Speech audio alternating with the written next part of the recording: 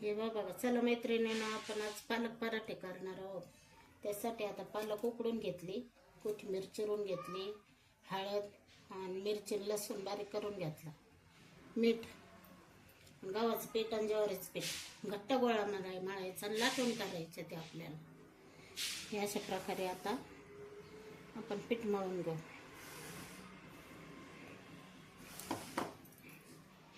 ज्वारीचं पण टाकायचं थोडं, छान पराठे होतात मग.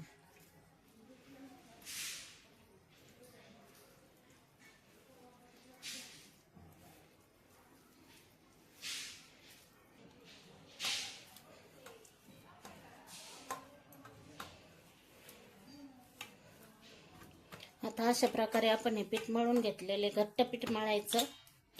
याला 5-10 मिनटं आता भिजायला ठेवायचं आणि याचे आपल्याला लाटून पराठे करायचे.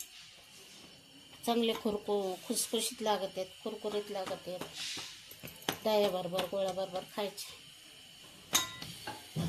हे बघा मैत्रिणींना, असे आपण आता पालक पराठे ना लाटून घेतले. तर पळपाटवर लाटून घ्यायचे आणि खरपूस भाजायचे. दह्याबरोबर छान लागतं. चला मैत्रिणींना, आपले आता पालक पराठे तयार झालेले आहे. खूप खुसखुशीत झाले. लाटून करायचे आहेत. गव्हाचं पीठ, ज्वारीचं पीठ, डाळीचं पीठ घालून खूप छान लागतं. व्हिडिओ आवडल्यास लाईक शेअर करा.